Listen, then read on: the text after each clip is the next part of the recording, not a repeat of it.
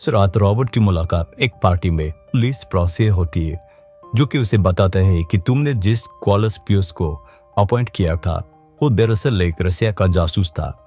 Robert को इस लापरवाही के कारण उस पर जांच कमेटी बताई जाती है। साथ ही में रॉबर्ट पर भी रशियन जासूस होने का आरोप लगाया जाता है। इसके बाद ट्रॉम्सन में हिरोशिमा नागासाकी में कितने लोगों की मौत हुई उसका आंकड़ा बताया जाता है, जिसे सुनने के बाद रॉबर्ट के मन में दिल की भावना और भी बढ़ जाती है।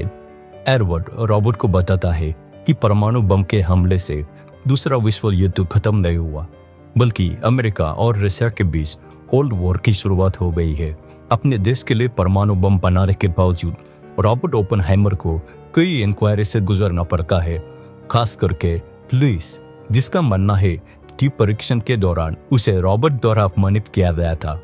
वास्तव में लुइस रॉबर्ट से पहले से ही नफरत करता था, क्योंकि उसे लगता था कि रॉबर्ट ने अल्बर्ट आइंस्टाइन को उनके बारे में उकसाया था और आइंस्टाइन भी उनकी कोई बात नहीं सुनते थे, जबकि लुइस ही वो था जिसने रॉबर्ट को आइंस्टाइन से मिलाया था। रॉबर्ट की इंक्वायरी के साथ ही क्लोज ट्रायल्स भी होते हैं, क्योंकि रॉबर्ट ने पहले जर्मनी में भी काम किया था।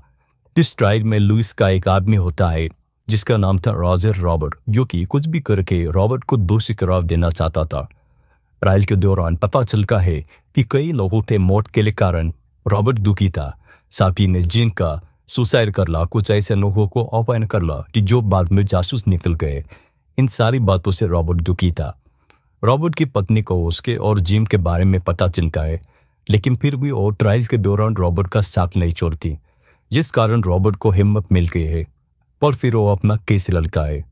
इसी दौरान लुइस एक गवाह पेश करता है जिसका नाम होता है डेविड। सबको लगता है डेविड लुइस के साइड ले रहा, लेकिन डेविड सच बताता है। साकी में डेविड बताता है कि कई वैज्ञानिक लुइस को नापसंद करके थे।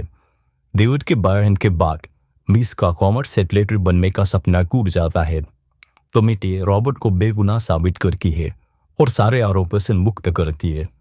साथी ने अपने देश के लिए उन्हें वफादार घोषित करती है, लेकिन साकी में उन्हें हाइड्रोजन प्रोजेक्ट पर काम करने से रोक लगा देती है।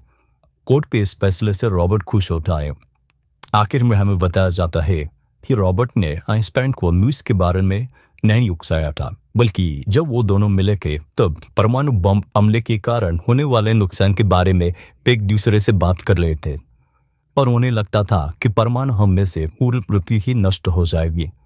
इस बारे में उनकी चर्चा चल रही थी और उसके बाद ये मूवी पर खत्म हो जाती है।